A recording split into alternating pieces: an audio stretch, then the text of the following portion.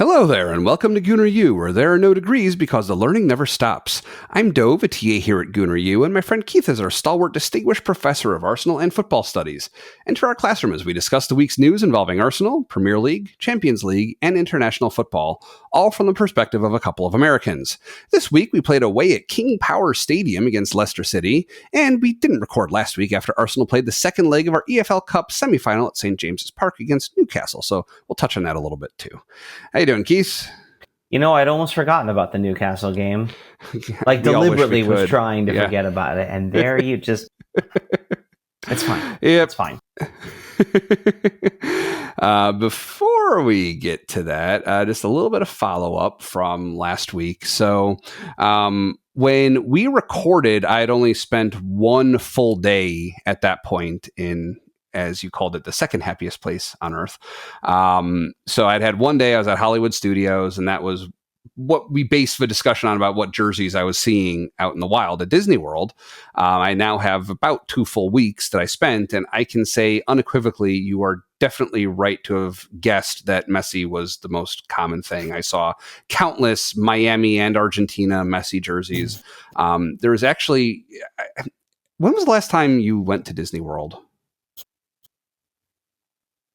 You were in Florida, so I mean, that, especially being in Florida, that doesn't surprise me at all. When was the last time you were in Disney World? Oh gosh, that must have been, I think, sometime in the late 90s. Okay, so it's been a while. So that was probably before families started wearing coordinated T-shirts at the parks. I think that's a more modern phenomenon. I think where you'll have everybody wearing either the exact same shirt, or you'll have like the same theme, but it'll say wife, husband, daughter, son, or any different combination of cutesy things like that. Right? I mean, it definitely would be. Because the thing is, because you're at Disney World, so most things everybody's wearing is something that says Disney on it. So is that coordinated? No, but I mean like the same shirt I know what you came bringing before you got there. I know what you're getting at.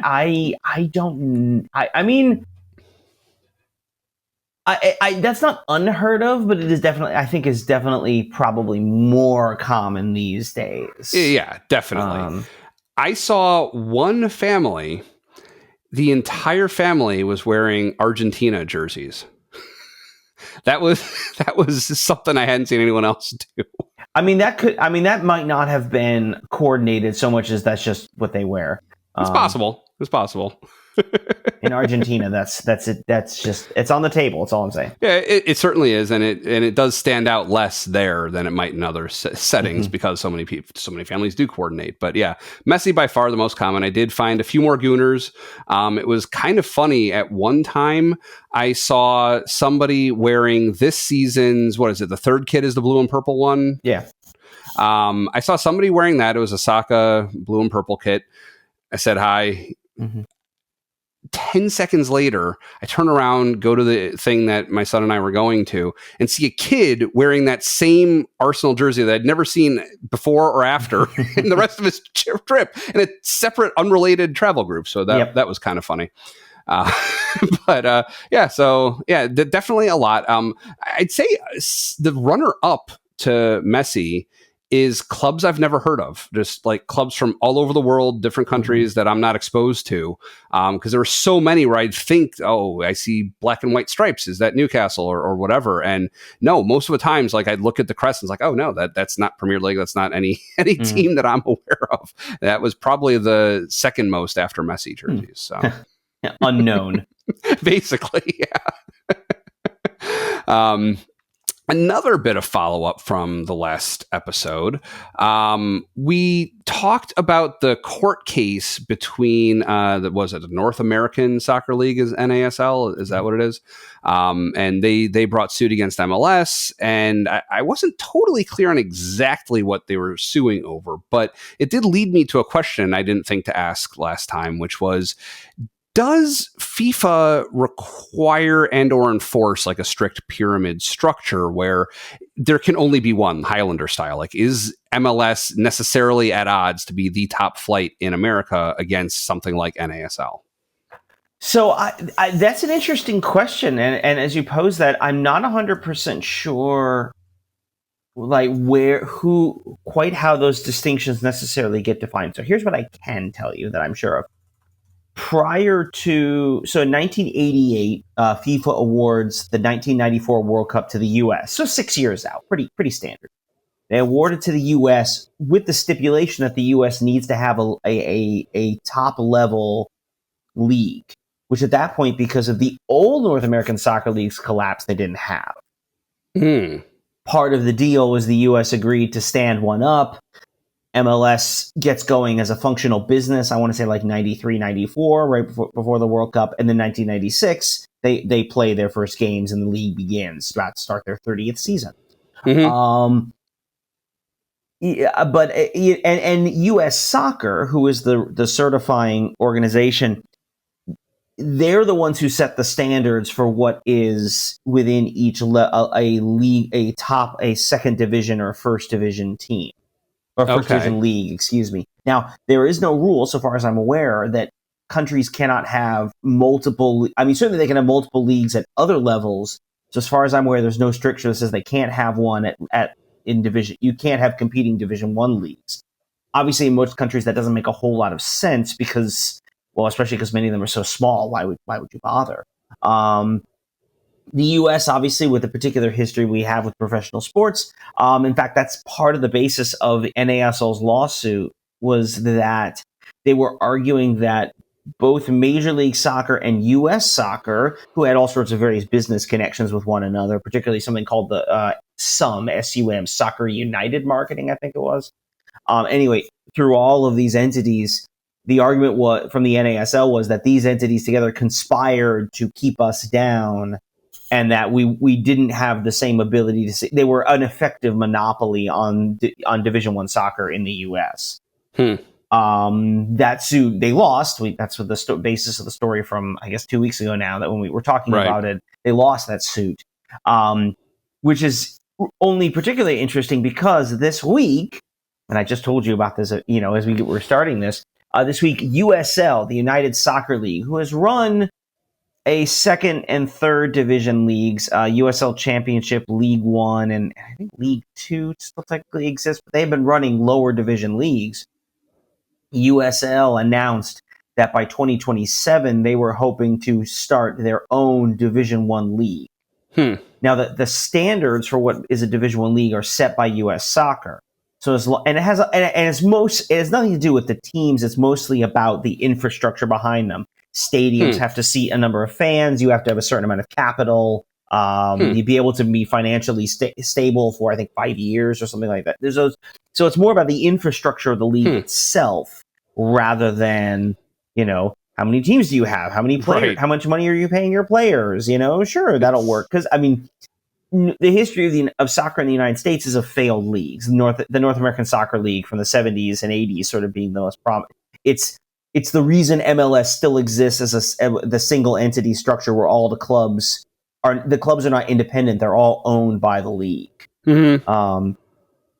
Whereas in USL, the clubs are independent entities, and the most successful of them have actually sort of been the basis of MLS expansion teams. So and USL and some of their predecessor leagues. I mean, Orlando was one, Cincinnati. I'm just naming some off the top of my head. Oh gosh, now I'm drawing blanks on some of them. Someone's going to yell at me for this. I mean, San Diego had one set up. Sacramento was on the list to be an MLS expansion team, and then the would-be owner pulled out. So there's a lot of sense that almost like these ownership groups sort of preparing themselves and then sort of moving up.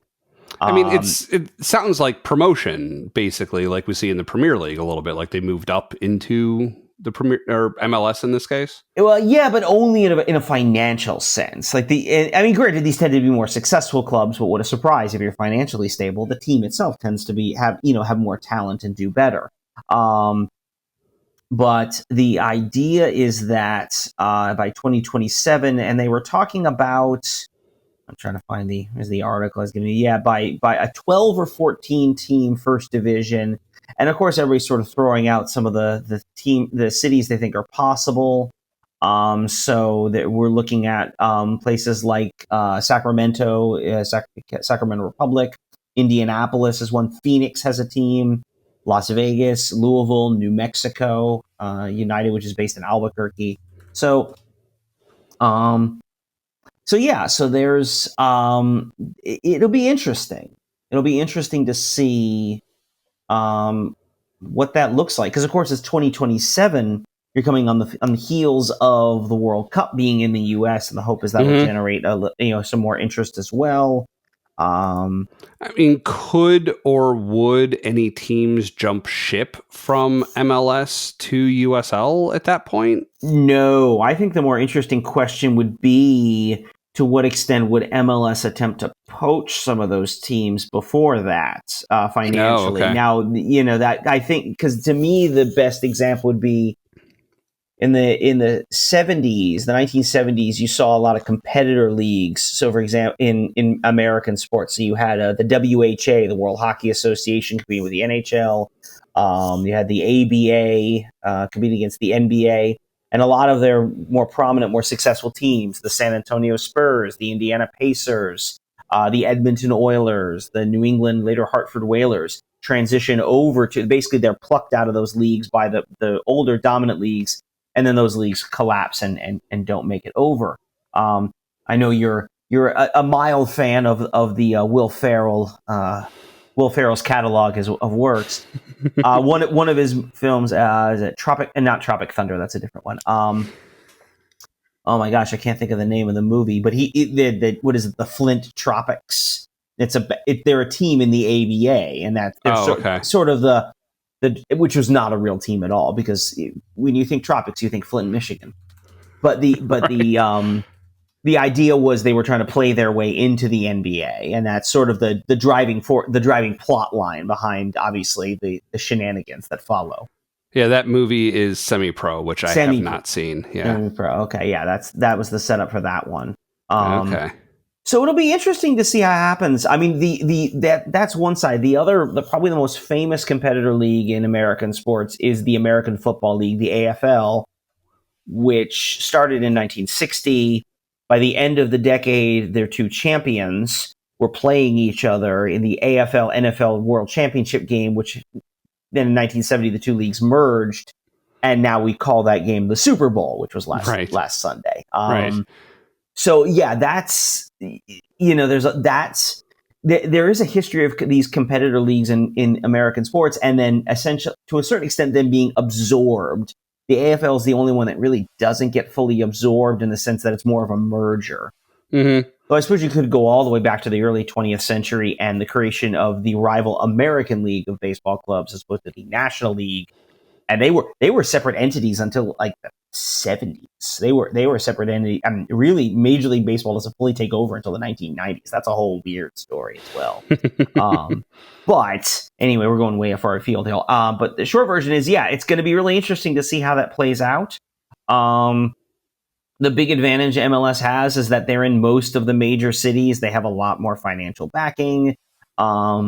There's certainly a lot more stability. On the other hand, the USL being a more open system, so per USL, and this might be just red meat for some of the American soccer fan base, but part of their ultimate plan seems to be potentially using their entire pyramid, this new First Division League, Championship, and so forth, to create a contained system of promotion and relegation between the different leagues. Yeah, that'd be cool. I guess I didn't fully realize that MLS didn't work that way. I'm sure we've talked about it, but it's, MLS is of secondary importance on what we talk about on the show. So yeah, I didn't internalize that yet. Yeah, I mean, MLS follows the standard American model, and I'll be honest, as much as everyone loves the romance of the European leagues and teams being able to go up and down, if they were founded, in the back half of the 20th century or today, there's zero. They would not do that today, I don't believe. So it's just a different sporting ecosystem. I'm a skeptic of promotion relegation in American sports. If we did it, it'd be cool, but I don't think there are far too many people sort of think it's like, this is the thing, because we don't have this is why we won't win the World Cup. No. Yeah. So yeah, I mean, it'd be cool if we did it, but I'm color me skeptic that it'll happen anytime soon in the US. Yeah. So on that note, we have MLS's season opening soon, right? Yeah. Speaking of which, yeah, MLS is back, as the tagline they like to give. Full weekend as their season begins. We talked last time about the cup competitions, but those are later in the year. But just in mentioning the teams that I know we keep an eye on here, Houston will be at home against Dallas, so a little Texas derby to open your season. And then the other one, New York City will be in Miami. They'll face Messi. Who City's done really well against, I have to say, in their in the few years they've been playing. So that'll be nice. But, yeah, and actually, it's probably worth mentioning to everybody. So this is going to be the 30th season of MLS, as you mentioned, and apparently, so Apple TV Plus. I don't know which of those MLS falls under, but they have, what was it, like an 8-year agreement, a 10-year? They have a fairly long-term agreement that we're a couple years into now, and apparently what they're doing starting this season, they are going to have Sunday night soccer for this season, and they're planning the schedule around this. They're putting higher profile matches in those Sunday slots to try and draw people in. Those are going to be free to everybody, I believe. So yeah, I mean, that was, or at least Apple TV Plus subscribers, if not the general public. I forget which of those, but you definitely don't need the MLS package. Yeah. It's open to people without the MLS package. And I should say there have been a few games as well throughout the season that are also broadcast on like network television, like Fox and a few others. And I think MLS Cup was actually on Fox as well. As So they do try to get a few games on linear over the air television, right? But yeah, I mean, the idea is not just that they'd have the marquee game, but they sort of treat it the way NBC treats Sunday Night Football, that it's not just a matchup, but they build a big pregame show where you recap all the day's games. Everything builds to this. This is the featured game. You pull out a little more bells and whistles for it. You probably, whoever your A team of commentators, that's who's there. So. Right. I'm excited to see that. I mean, as a fan of Apple for a long time, I'm excited to see them kind of building out that infrastructure. I know they're hopeful to get more sports contracts beyond just MLS, and you know, having that kind of thing is kind of table stakes if you want any of the American sports leagues to even consider them as an option. So. Yeah, a lot of that's the Netflix is also jumping in. They had 2 NFL games on Christmas Day this past season, so they're moving into the streamers are moving into that space. Amazon Prime's got a long contract for Thursday Night Football, so yeah, it'll be interesting times in the world of sports watching. Yeah. Meanwhile, more directly pertinent to Arsenal, when are we going to find out who we're playing against in the round of 16 for the Champions League? Right. So the Champions League, the knockout stage, which is, I was going to say round of 32, but it's not, because there's only 24 and then 16 and 8 goals. Anyway, point is, too much math. the first round of the knockout stage that we are bypassing, thank goodness, was started this past week. Remember that we are not entirely bracketed, but we're partially bracketed in the sense that we are going to face the winner of one of 2 matchups. The first one potentially is Juventus out of Italy and PSV Eindhoven of the Netherlands. You remember PSV Eindhoven from our last 2 European campaigns. Juventus won the first leg 2-1 in Turin, and they'll be in Eindhoven this week for the second leg. The other possibility is Feyenoord and AC Milan. The Feyenoord, the Dutch team from Rotterdam, won the first leg 1-0. They'll have the second leg in the San Siro this week. So either way, we're going to play a Dutch or an Italian team. That's pretty much how this is going to go, which could be interesting. I hesitate to have any real deep thoughts on it, because I think the matchups and the way those will play out are all kind of, there's a lot of contingency based on how that all comes together and who you end up playing. But yeah, it'll be interesting to see. So that draw will be Friday of this week. I didn't actually see a time. I assume it's going to be like midday in Europe. So really early U.S. time. Yeah. It's actually funny in Universal Studios. There's the Hogwarts Express that takes you between the 2 Harry Potter parks within Universal Studios. And so you're sitting in a little train cabin, very much like in the Harry Potter movies, so fairly small. And we only have 3 people in my family who went to Universal Studios. So there was another family in this thing with us, and then a couple other people, I think, who weren't part of either family. The older gentleman in one of the families was wearing an AC Milan hat, and I tried talking soccer with him a little bit, talking about the Champions League, and he didn't speak English. So his daughter just kind of waved me off, like, don't even try. So I got kind of a blank stare. I would have hoped for maybe like, I don't know, the Italian equivalent of no hablo inglés. But who knows? I mean, again, yeah, oh, well, you tried. I tried. So, a couple of weeks ago, we played Newcastle. Let's move on to to our Leicester match, right? Or no? I mean, we got to talk a little bit about this one. I realize there's not a lot to say, and we would have said that if it was shortly afterwards. So I'll say this. We came into this one obviously riding very high off of the Man City win. And we sort of painted like the potential outcome here in a very rosy scenario, right? If we get that first goal, we put some pressure on them. We're playing well. They haven't been playing well. Plus, we're heading into a break, so maybe we can, you sprint through the finish line, right? We push ourselves through, and none of that happens. Basically, yeah. Yeah. I mean, look, we're going to say this. We're an optimistic show.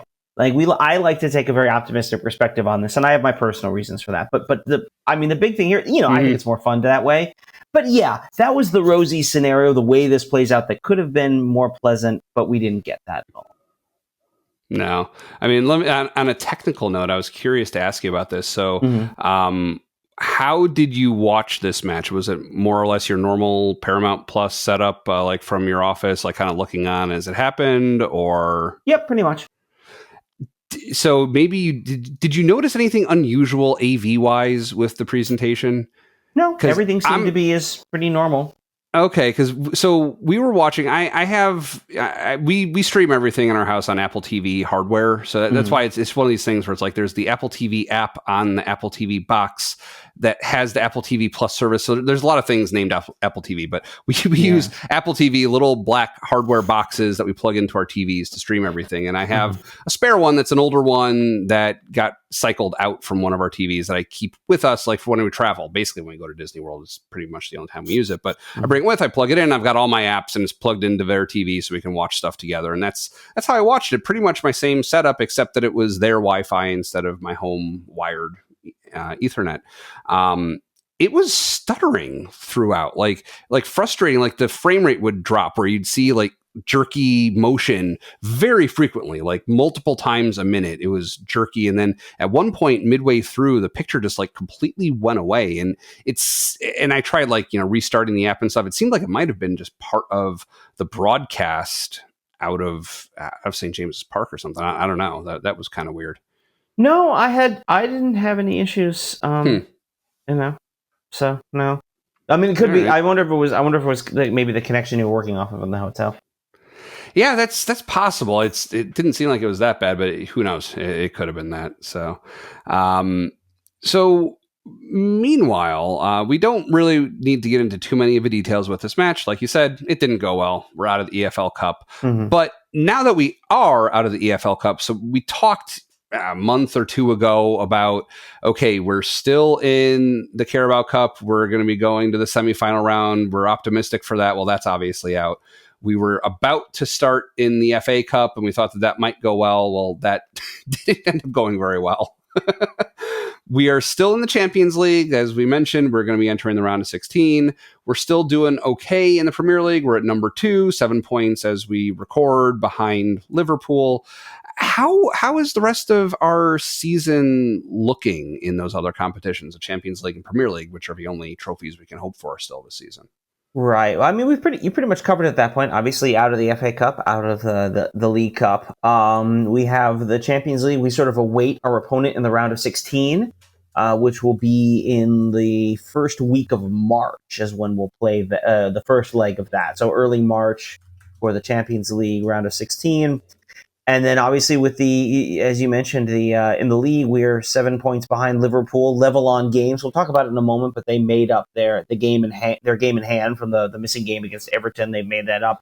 They presumably will lose another one in a couple of weeks, I think mid-March, because they are the other team in the Carabao Cup final. So they'll lose a game. I think it's the weekend of the 16th of March, so about a month from now. Let me ask you, do you look at us being behind one other team and that team having a game in hand, a situation that we were in with Manchester City for a long stretch of last season also, do you look at that as a good thing or a bad thing when they have a match in hand like that?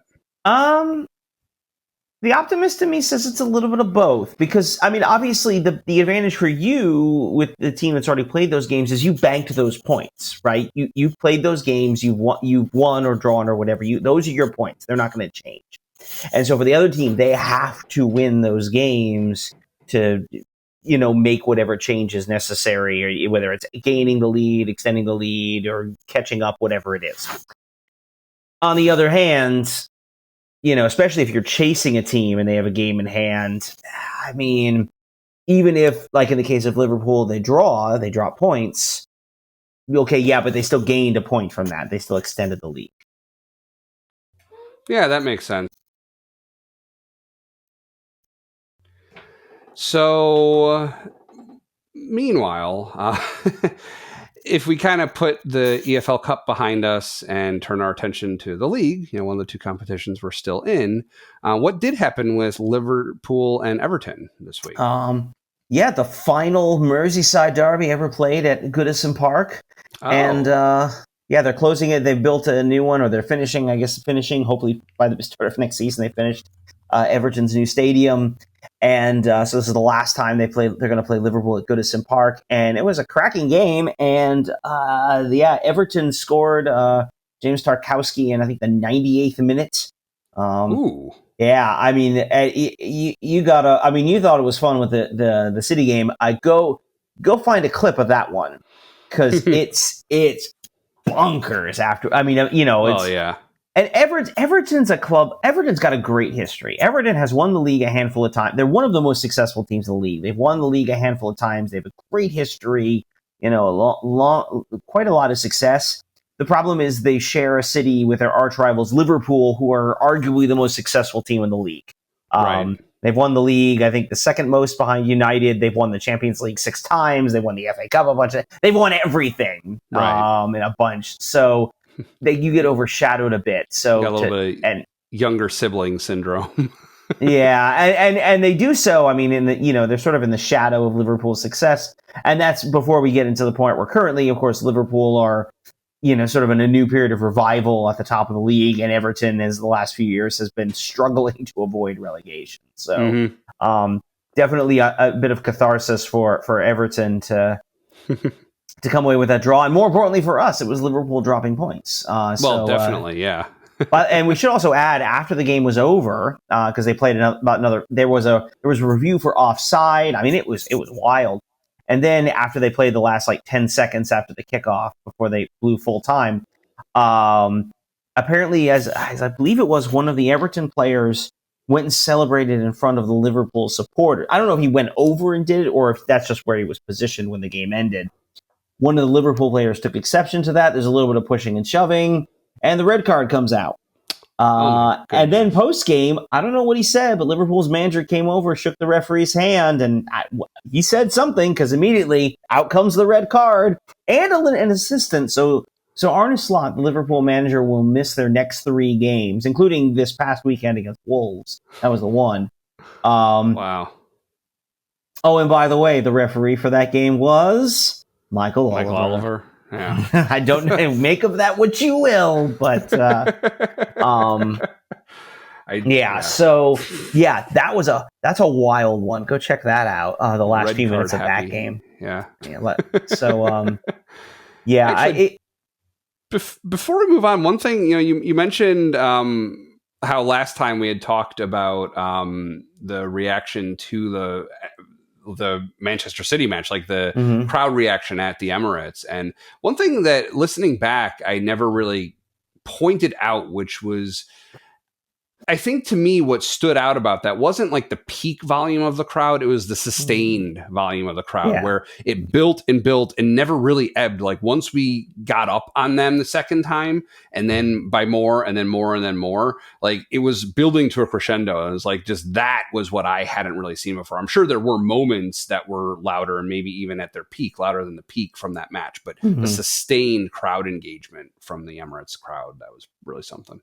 Yeah, and that came a lot from let's talk. Yeah, I'm tired of the Newcastle game. Let's talk more about the City game. But it came a lot from sort of the way that played out. It was really that last sort of half hour, and I don't know if we talked about this, but I know we've talked about it last week, but I know we've talked about it before. When you see games with a giant scoreline like that, what's usually the case is there's a stretch where the team that's scoring goals bangs in goals that in most cases might be saved or in many cases might miss. But you're just, when you're hot, you're hot. And that was kind of where we were by the end of that game. Like, I think the last couple of goals was like, you know what, let's just shoot. Hey, we scored again. That's just, I've been on the other end of those and it stinks. So I'm glad to be on this side of that for once. It's much nicer, yeah. Yeah, but it is one of those where it's like you're hot at the table, right? Everything just comes up your color, everything comes up your card, and it's just you always win the coin flip. Sometimes in those variance plays, that's how that one plays out, and that's so it's that last half hour that lets it elevate and sustain, the crowd noise for that. So that was a lot of fun, and and again, didn't watch the whole of the Everton-Liverpool game. In fact, didn't even watch any of it, only heard afterwards what had happened. And obviously the end, you can imagine the Everton fans were pretty amped. All right, well, so we should talk about Leicester. That's the match that actually happened this week. So one of the ongoing narratives of this season has been our roster and lack of depth, injuries, rotation. What was the state of our roster going into the Leicester match? Well, our defense is in pretty good shape. Our midfield is just stacked with players. And we currently have 3 forwards. One of whom is 17. So we were already in a bit of trouble coming out of the Newcastle game. We know Saka is out until sometime in March, probably late March, honestly. Saka's out until late March. Gabriel Jesus, we know, is out for the season.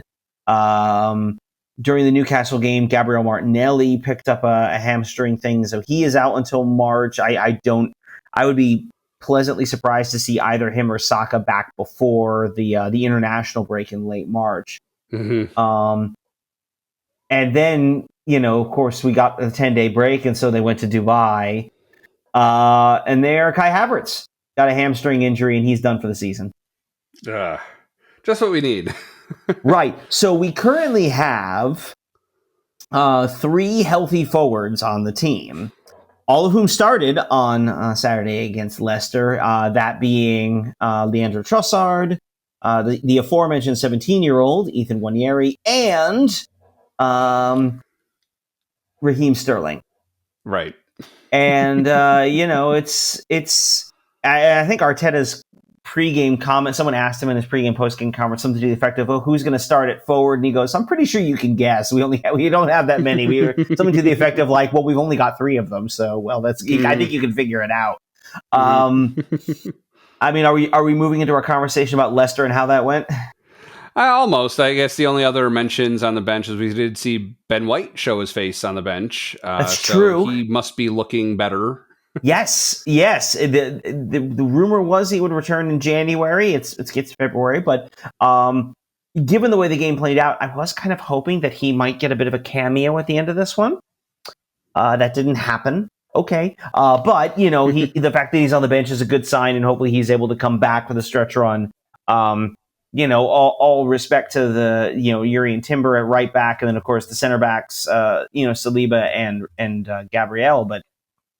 I mean, being able to throw Ben White in there in that bunch and let some of those guys rotate a little bit is going to be, I think, will be very helpful as we come into certainly into the springtime and sort of the stretch run of the season. Well, yeah, and into the home stretch on the Champions League, having more options to kind of rest them a little bit will be good. Calafiore came on in this match again, so he's been continuing to sub in. Hopefully, he's getting back to where he could maybe start starting soon again. So yeah, but Calafiore may well have been was in baseball. The phrase is Wally pipped, because Lewis-Skelly is the left back, and I don't know. Yeah. We have enough, especially if the Champions League can go well. We'll have enough two games per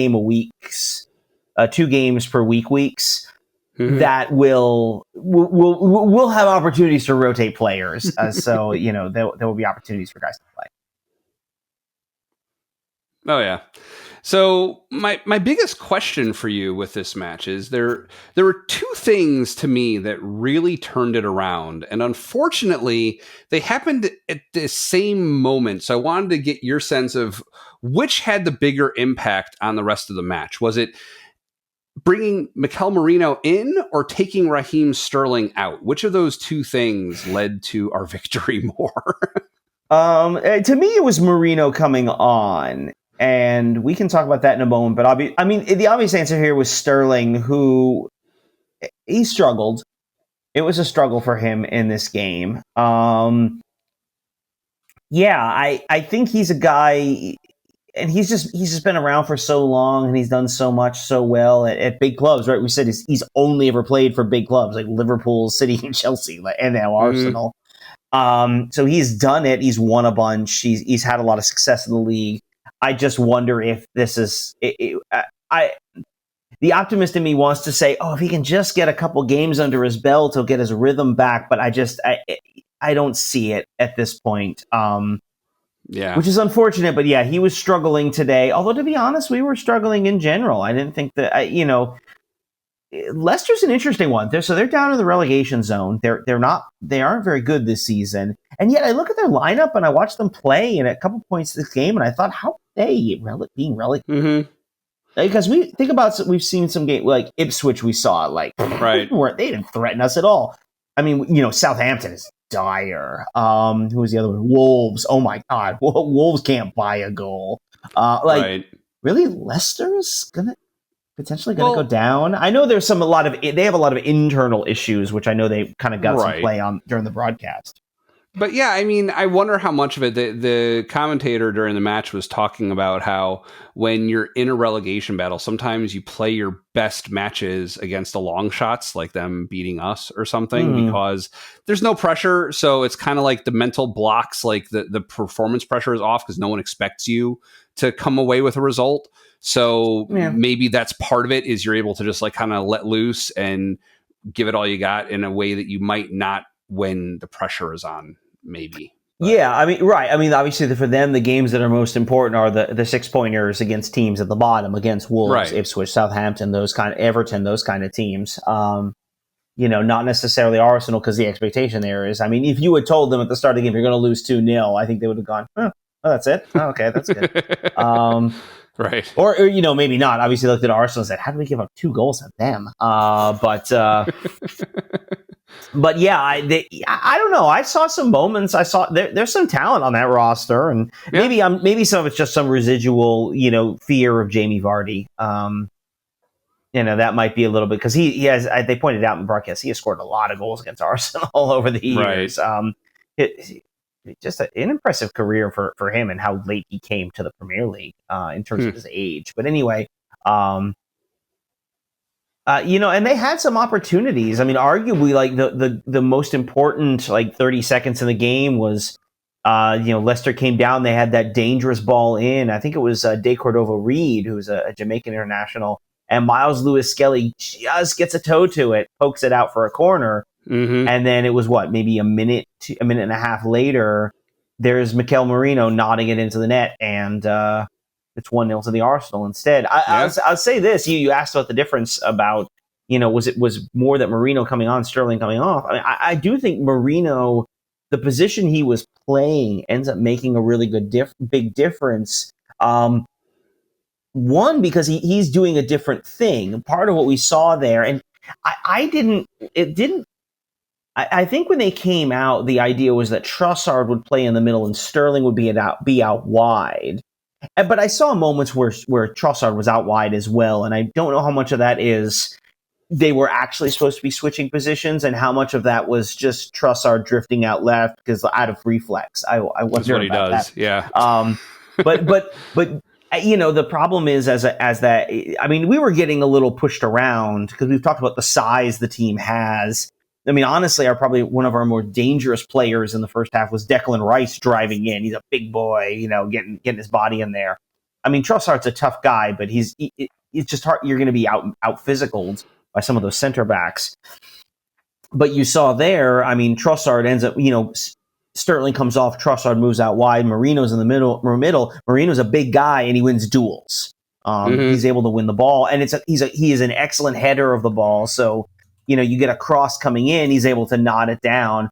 And then his second goal, I mean, that's a difficult finish. Don't let anyone tell you differently. That kind of touch that close to the goal, that is a difficult finish. He does that he gets that opportunity 6 times, and that's the only one he scores. But he did, so it counts. I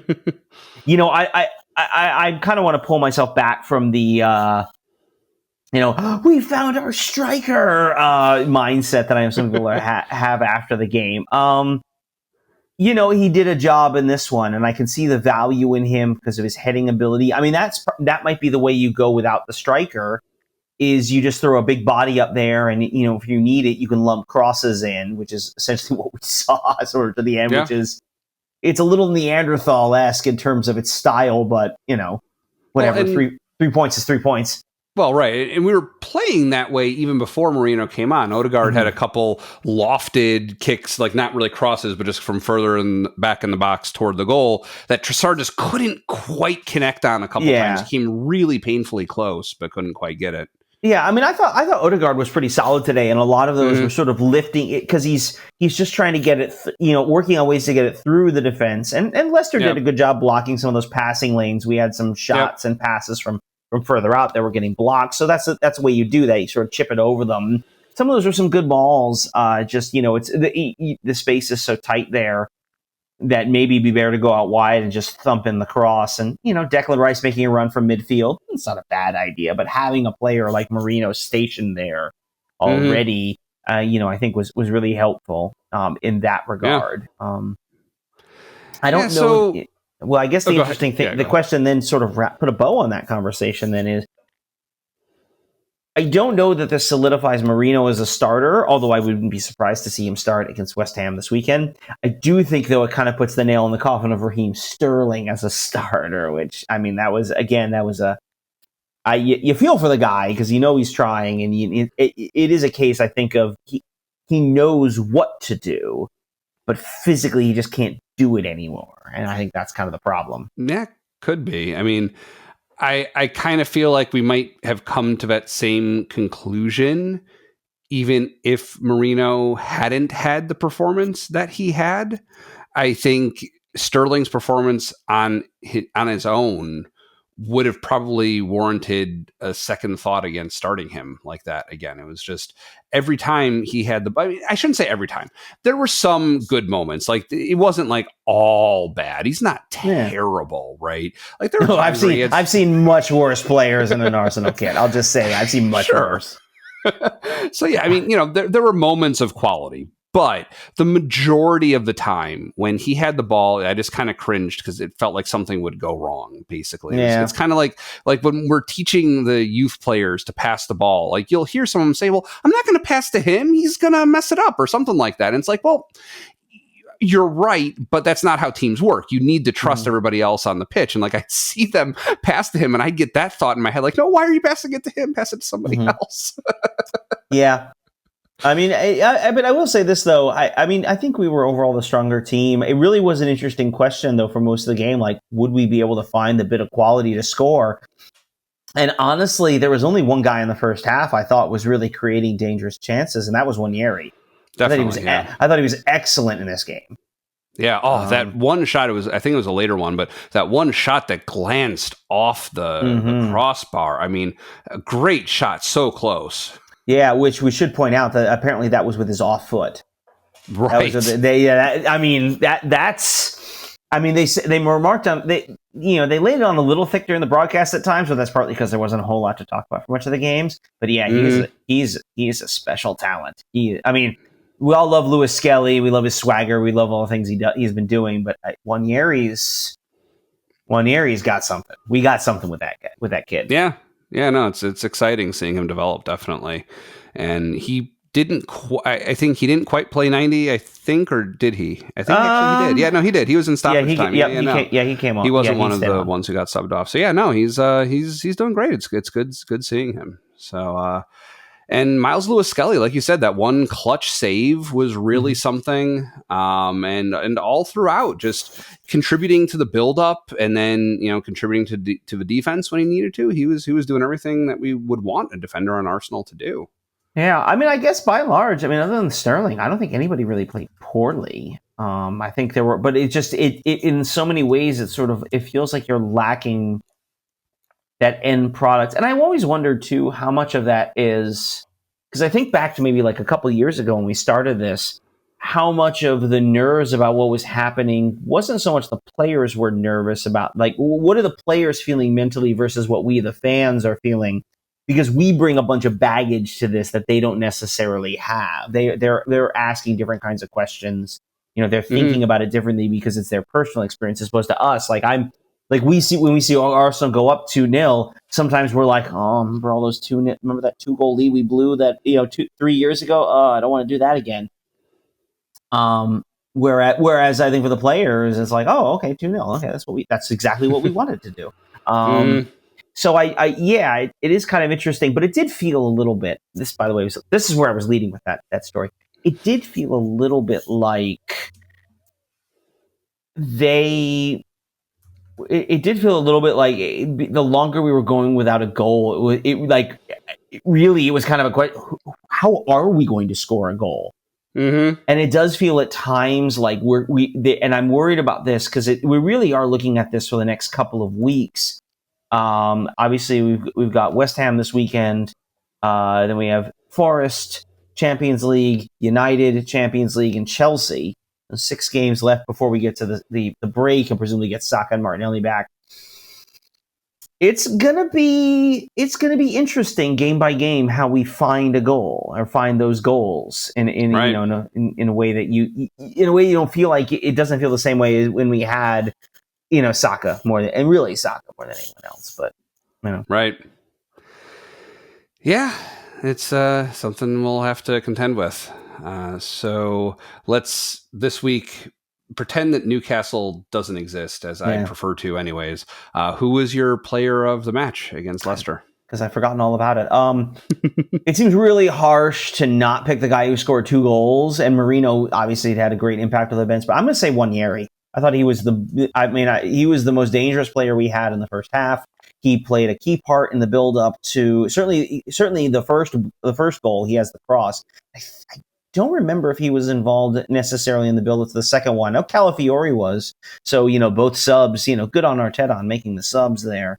And one of those, Jorginho, also contributed. That's right, there's like a false attempt, and then they went back out before Timber ended up putting it back into the box, and Jorginho helped there too. Yeah, right. Yeah. So, but I thought Nwaneri was by far our most dangerous attacking player in the first half. I thought he was excellent all game.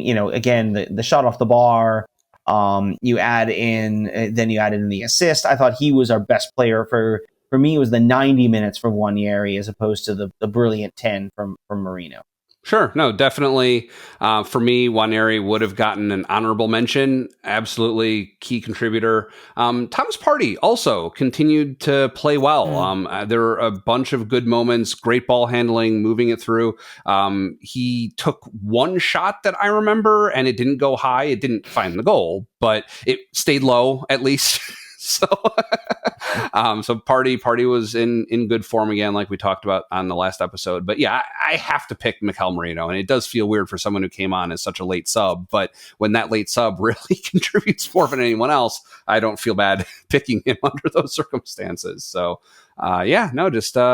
he got where he needed to be and then finished beautifully. Two goals is a pretty good way to get yourself man of the match. But yeah, so I'm not going to complain about that. But moving on to some lighter topics, with MLS coming back, I guess you tell me some new kits have been unveiled. With MLS, remind me, I think you said that each team only has 2, not 3, except for Miami and 1 or 2 other teams that kind of do have 3, but only one of them gets updated each season, right?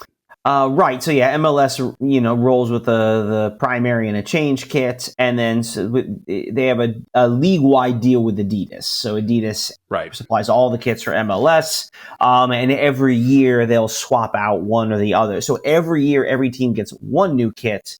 Although I did hear, apparently Miami is actually getting 2 this year. Really, they're just cranking things out with Messi's name on the back, to be honest. But yeah, every team gets a new kit. It's about 50-50 home and away is the split. But also we should also add this year with the new team San Diego starts this year. They got 2 kits. Right. Although definitely the second one feels like, why bother? It's white. It's just white. Like the No More Red, like that. I mean, it's I imagine the text on it. It's not quite that white, but it's pretty. So much so they of course all come out with the marketing speak, sort of promotion of what the designs represent. I'm pretty sure theirs was something like the blank canvas on which our fans will draw our story, or something like, "Wow, you really just went on. It's white. It's just plain. There's nothing here. We know."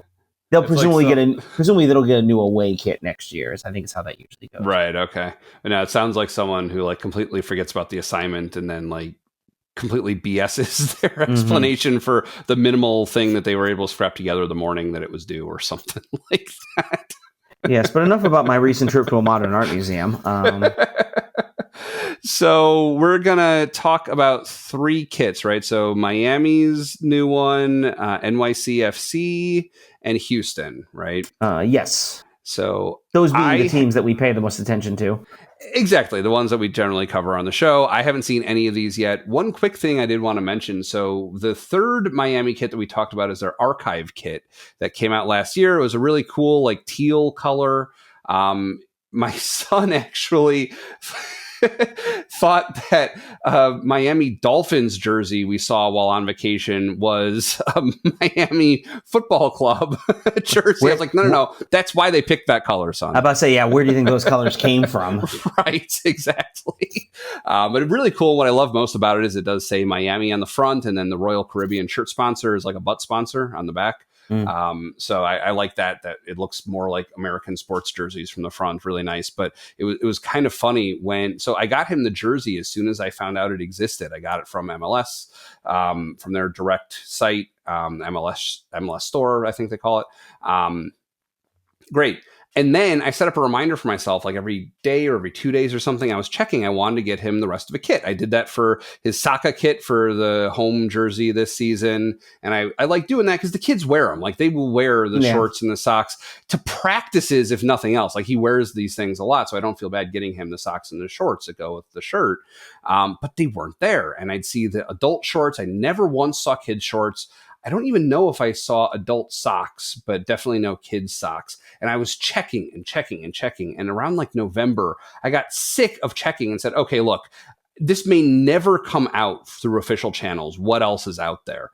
And I found some shady site on the internet that I will probably put a link to for anyone else who is curious, because I have enough to say about it that someone might want to consider it. But basically, it was so cheap. It was for the full kit, jersey, shorts, and socks, it was $40 or $50 or something, which was half the price of just the official jersey, right? So I knew there was some gray area involved here.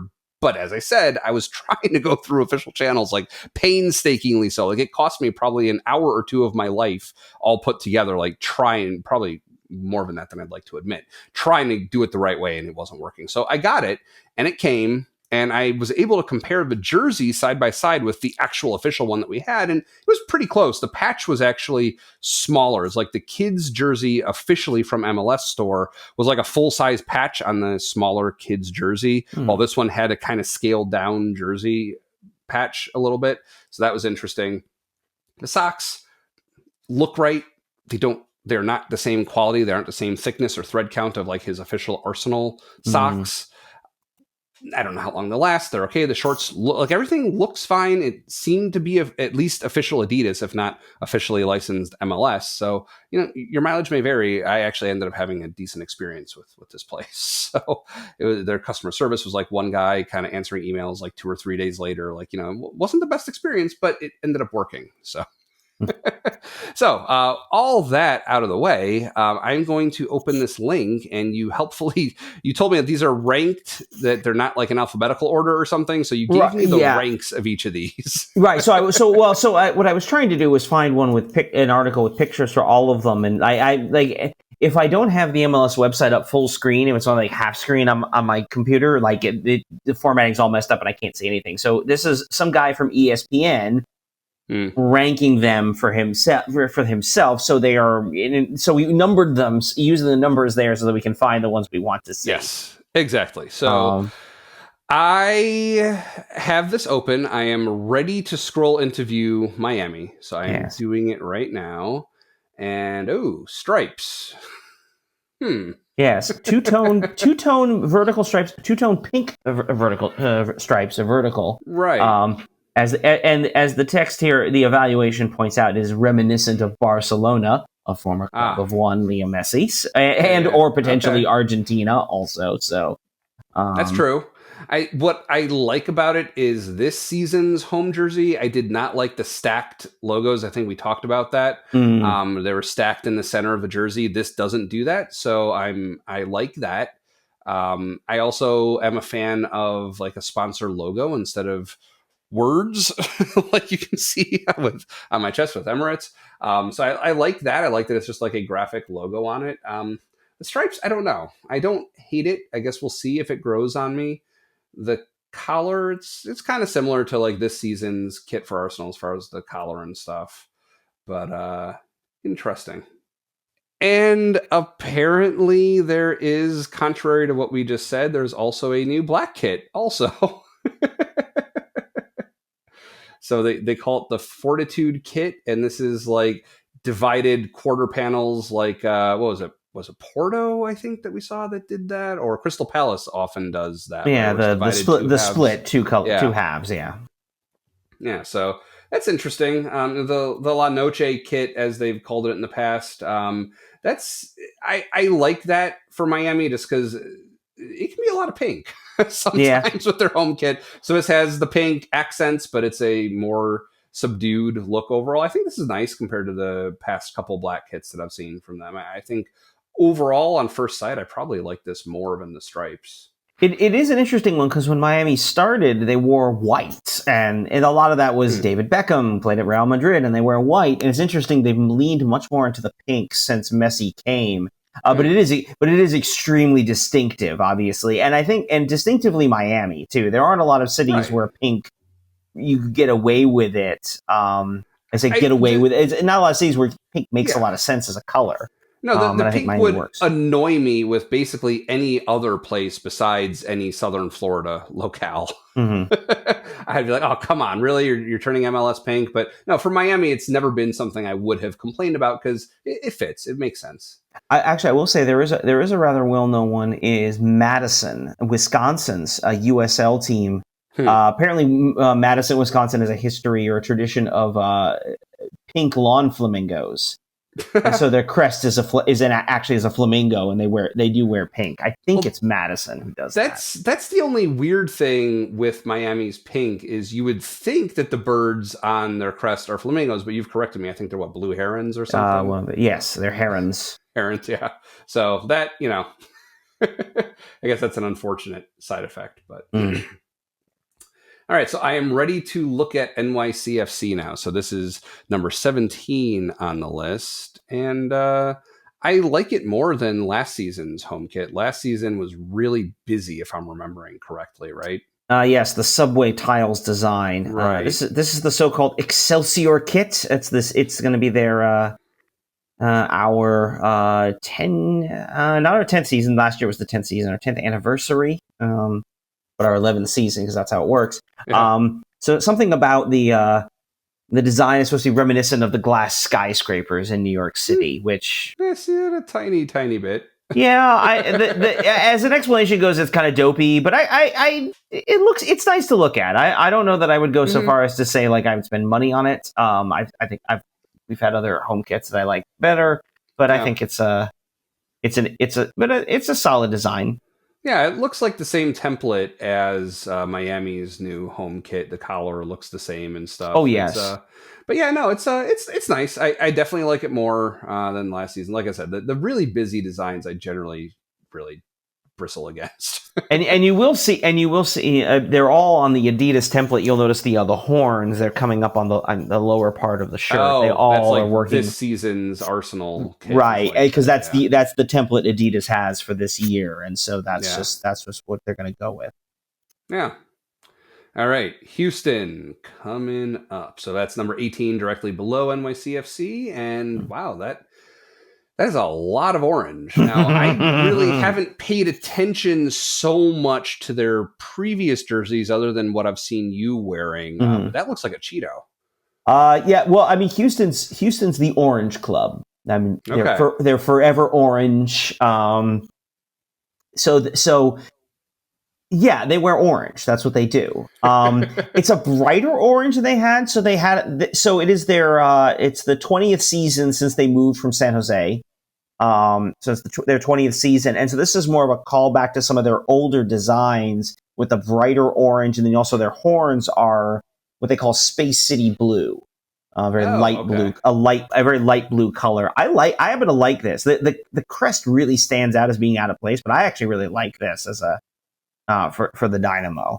If you what do you mean by out of place? Well, because it's so predominantly black, right? When the rest of the kit is orange with white and the light blue, and the black really kind of to me stands out a little more, and not necessarily in a good way.